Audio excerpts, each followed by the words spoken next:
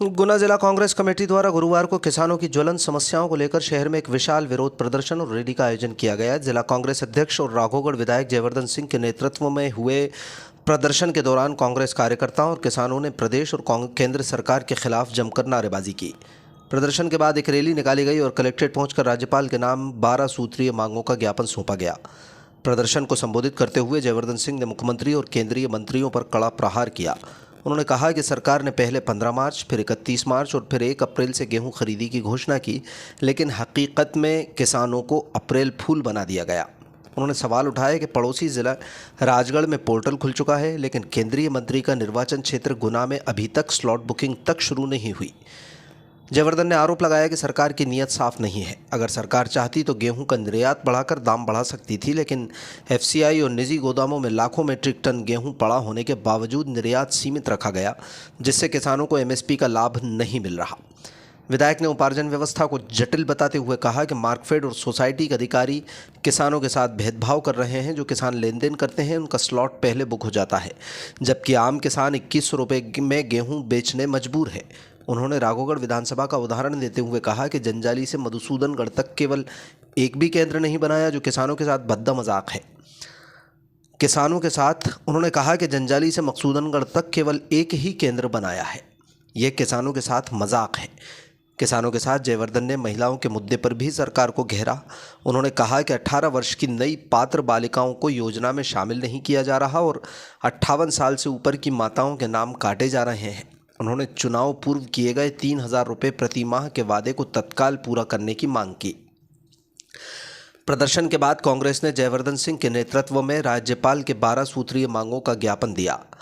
KCC ऋण जमा करने की तारीख, उपज खरीदी और भुगतान पूरा होने तक बढ़ाई जाए, ई उपार्जन के साथ ऑफलाइन विकल्प अनिवार्य हो, बटाईदार वन भूमि किसानों को शामिल किया जाए, 7 दिन के भीतर भुगतान सुनिश्चित हो, देरी पर सरकार दंड भरे, मंडियों में छांव, ठंडे पानी, प्याऊ और बायो टॉयलेट्स की व्यवस्था हो, ओलावृष्टि प्रभावित चारों विधानसभा के किसानों को तत्काल राहत राशि दी जाए, मध्य प्रदेश में भी राजस्थान के समान गेहूं खरीदी दर लागू की जाए, मंडियों में वास्तविक व्यापारियों की पहचान हो और फर्जी खरीदारों पर सख्त कार्रवाई हो, योजना की लंबित किस्तें जारी हों और वादे के मुताबिक राशि 3000 रुपये की बजाय शामिल हों। ज्ञापन सौंपने के बाद जिला कांग्रेस किसान अध्यक्ष चंद्रजीत यादव ने दशहरा मैदान पर किसानों की सुविधा के लिए कांग्रेस द्वारा लगाई गई प्याऊ का लोकार्पण किया। जयवर्धन सिंह ने सभी जनप्रतिनिधियों से अगले कुछ दिनों तक मंडियों में किसानों के साथ खड़े रहने की अपील की। इस प्रदर्शन के दौरान भाजपा की नीतियों से असंतुष्ट होकर कई स्थानीय नेताओं और कार्यकर्ताओं ने भाजपा छोड़कर कांग्रेस का दामन थामा, जिनका जयवर्धन सिंह ने स्वागत किया।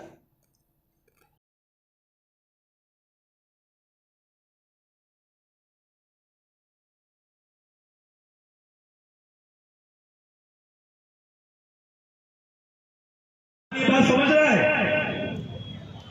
कि भाजपा सरकार किसान को मामू बना रही है, किसान के साथ धोखा कर रही है।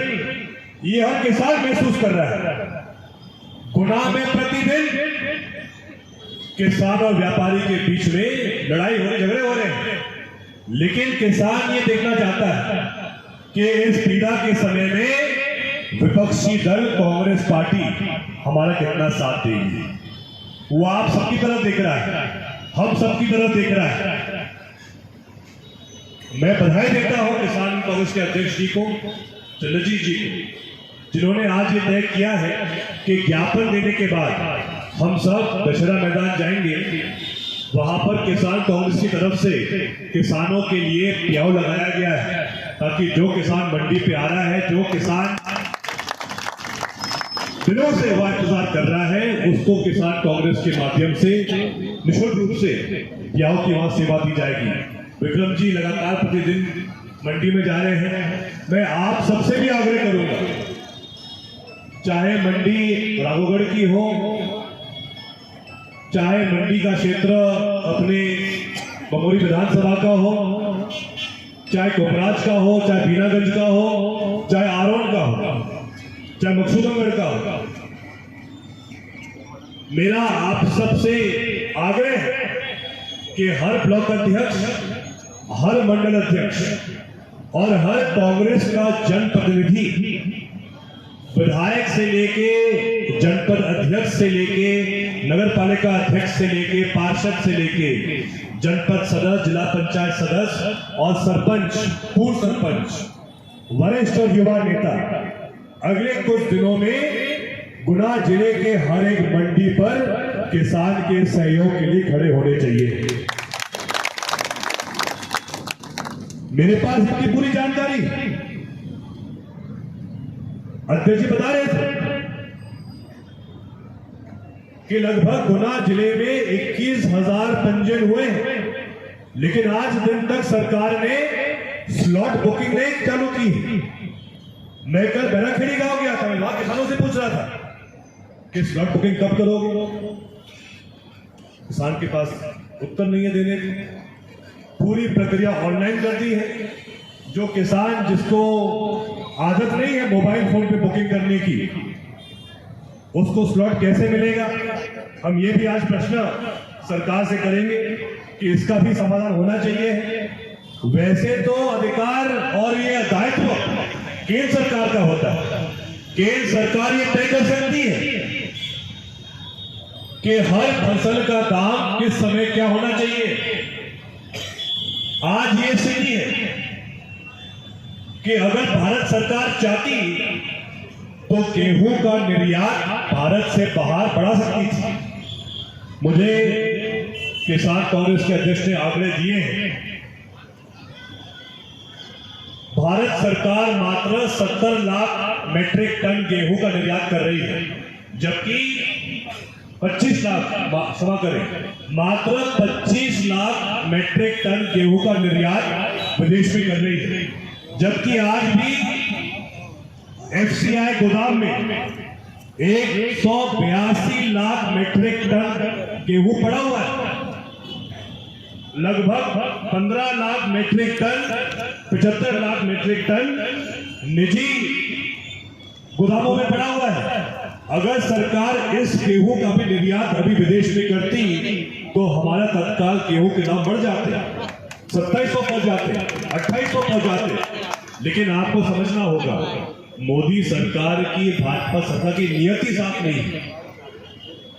जिस आंकड़ों के साथ और जिस प्रकार से पवन भील ने बताया आप सब कि कैसे मोदी सरकार ने रसोई गैस की टंकी के दाम 3 गुना बढ़ा दिए, लेकिन जब लाडली बहना भाजपा सरकार के पास जाती है, जो बहन अभी पिछले 2 साल में 18-19 वर्ष की हुई है, उसको लाभ क्यों नहीं मिला लाडली बहना का? जो माता जिसकी उम्र 58 वर्ष की थी 2 साल 3 साल पहले, आज वो 60 वर्ष की हो गई है, उसका नाम लाडली बहना योजना में क्यों काटा जा रहा है भाजपा सरकार के माध्यम से? क्या माता लाडली नहीं है? क्या 60 वर्ष के ऊपर माता लाडली नहीं है भाजपा सरकार की? क्या जो बालिका 17 वर्ष के बाद 18 वर्ष की हो जाती है, क्या वो लाडली बहना नहीं है भाजपा सरकार की? मेरे पास आज ही एक महिला आई थी आरोन से।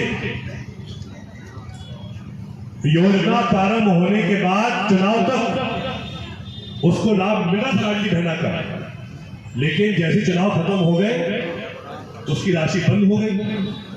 जब वो एसडीएम के पास गई तो उसको उत्तर दिया जाता है कि हमें शपथ पत्र मिला है आपके माध्यम से। इसी प्रकार भाजपा सरकार माता बहनों के फर्जी शपथ पत्र के माध्यम से धीरे धीरे लाडली बहनों का अधिकार खत्म कर रही है, आपको परेशान कर रही है।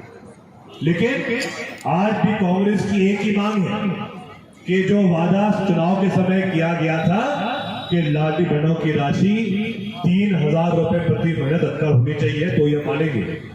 क्योंकि आज महंगाई की मार हर परिवार पर पड़ रही है। आज हर माता, हर बहन, हर किसान, हर व्यापारी महंगाई की मार से परेशान है। हर मजदूर महंगाई की मार से परेशान है। लेकिन भाजपा के कोई भी नेता या कोई भी विधायक ना जनता के पास जा रहा है, ना आम जन की सुनवाई कर रहा है।